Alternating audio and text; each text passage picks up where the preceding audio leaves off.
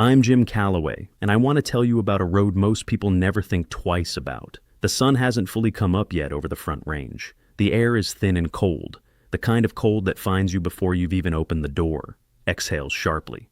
And up on a narrow ribbon of highway, winding through the dark, a tanker truck is climbing, hazmat placards on the sides, chains on the tires, the driver's hands steady at 10 and 2, reading every curve before it comes.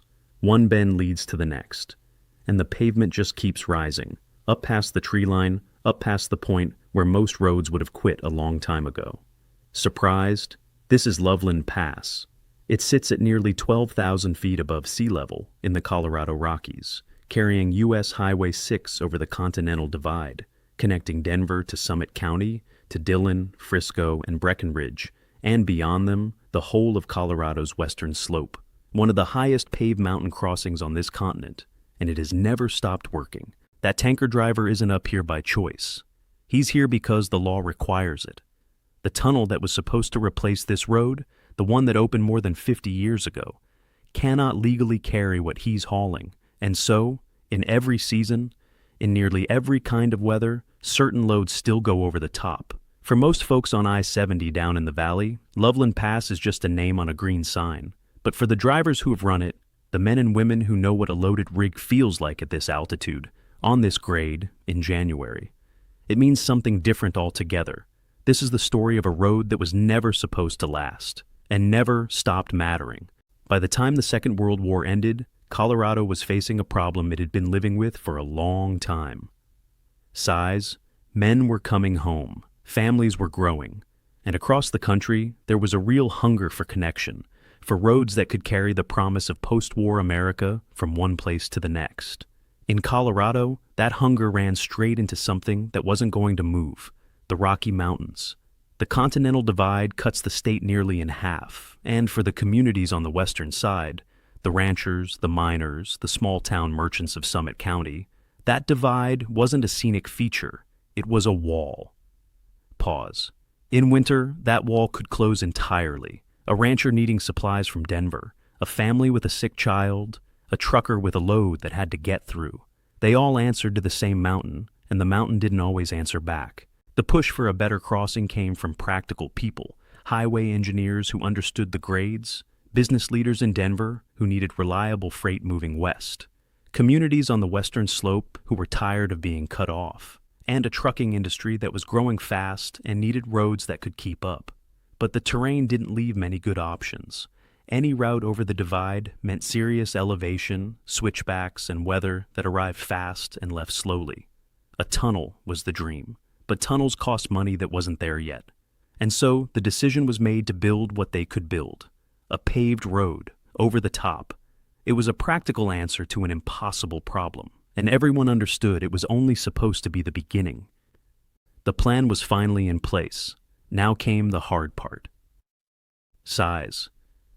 Building a road over a mountain pass sounds straightforward enough, until you sit down with the surveys and the maps and begin to understand what the mountain is actually asking of you. The engineers studying this corridor didn't have the luxury of easy ground. The Continental Divide here offered no gentle saddle, no gradual rise. What it offered was steep terrain, unstable rock in places, and a climate that treated construction seasons as suggestions. Exhales sharply. Snow could fall here in July. It had before. It would again. Early planning looked at different alignments, different ways to approach the summit and come down the other side. Each one came with its own problems. Some routes were simply too steep for the equipment of the era. Others crossed ground that looked solid from a distance but wasn't. Underground water movement, freeze-thaw cycles working on the rock year after year. The mountain had been doing its own engineering long before the highway crews arrived, and it had the advantage. The tunnel idea never left the table. Even in those early years, engineers understood that a surface road at this elevation was a compromise. A tunnel through the mountain, below the worst of the weather, was the right answer. But a tunnel of that length and depth was beyond what post-war budgets could deliver. The surface road would come first. The tunnel would have to wait. What the surveys also made plain was the grade.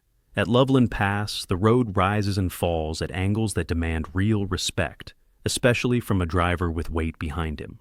At this altitude, where the air is thin and engines labor for every bit of power, A loaded truck on a steep downgrade requires complete attention. Every foot of it. The alignment was locked. The plan was set. Now the mountain would get its say. The construction crews who built this pass worked in conditions that tested everything they brought with them. Equipment that ran fine at lower elevations behaved differently up here. Engines labored in the thin air. Men doing hard physical work at altitude, tired faster than they expected. Even young, strong men. Size. The building season wasn't measured in months. It was measured in weeks. A narrow window between the last snow of one winter and the first warning clouds of the next. The switchbacks were among the hardest sections to grade and surface. Moving material up and down the mountain at these angles was slow, careful work. Heavy machinery had to be coaxed up grades it was barely built to handle. What took a day at lower elevation could take 2 or 3 days here. Pause.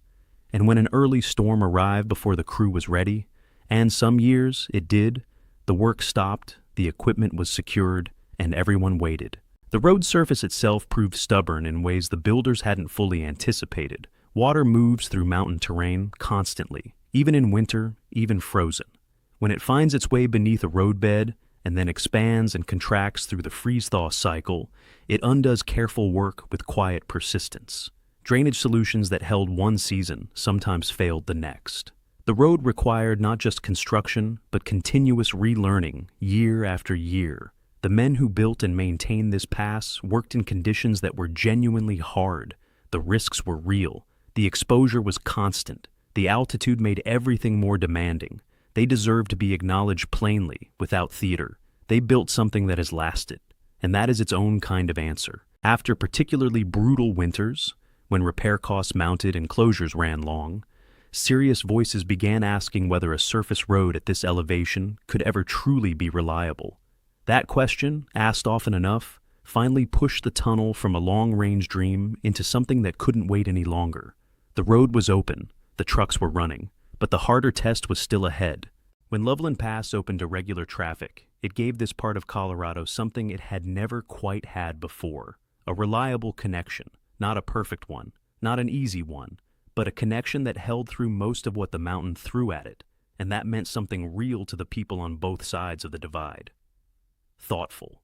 The rhythm of life on the pass settled into a pattern that drivers learned the way sailors learn a coastline, by paying attention, by respecting what they couldn't control, and by never quite trusting the sky.